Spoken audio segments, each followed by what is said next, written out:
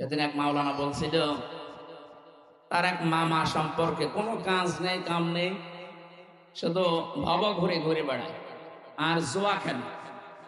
এরকম একটা স্বামী খালি পকেটে বাজারে গেছে। কিছুক্ষণ পরে বাজার থেকে ঘুরে এসেছে, 4 ব্যাগ বাজার নিয়ে। উনি ডাক দিয়ে বলছে, দেখেন আপনি আজকে খালি হাতে বাজারে গেলি, টাকা পেলেন কোথায়?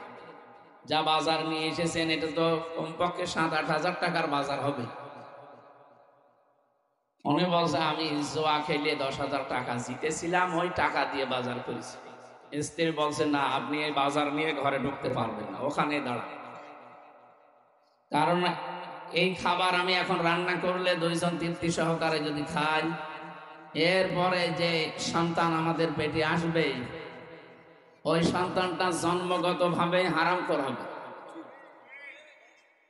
সম্মানিত মা বোন যারা এসেছেন, আপনি লক্ষ্য করেন কি বললেন এই মহিলা, এই বিদুষী, এই নেককার মহিলা, একটা স্বামী তার জুয়া খেলা, এরকম একটা স্বামী পেয়েছে কপালে।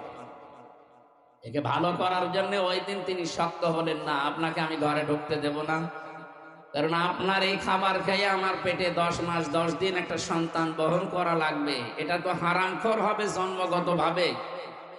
একটা হারামখোর মানুষকে আমি জন্মগত ভাবে 10 মাস 10 দিন পেটে রাখতে আমি রাজি না। আপনি যদি খাবার সেই রকম নিয়ে আসতে পারেন যেটা হালাল এবং জায়েজ, তাহলে আপনার সন্তান আমি পেটে নিতে রাজি আছি। উনি বলছে, আমার মনের ভেতরে ধাক্কা লেগে গেল, আমার হৃদয়ে একটা দাগ কেটেছে। তাই তো আমি খারাপ হই, কিন্তু আমার ছেলে মেয়ে যেন খারাপ না হয়, প্রতিটি বাবা এটাই চায়। শেষ পর্যন্ত বাজারগুলো ওই দিন আর রান্নাই করেনি, সব বিভিন্ন গরিব দুঃখীকে দান করে দিয়েছে। এবং ওই রাত থেকেই তারা পরিশ্রম করা যতটুকু যার সাধ্যে আছে, এতদিন ভব ঘুরে লোকটা কাজ আরম্ভ করি। এই দেখেন, একটা দুনিয়ার অসুস্থ স্বামী বলা হয় কি, দুনিয়ার দিক থেকে তাকে সুস্থ করার জন্য স্ত্রীর শুধু এতটুকু কঠোরতাই যথেষ্ট।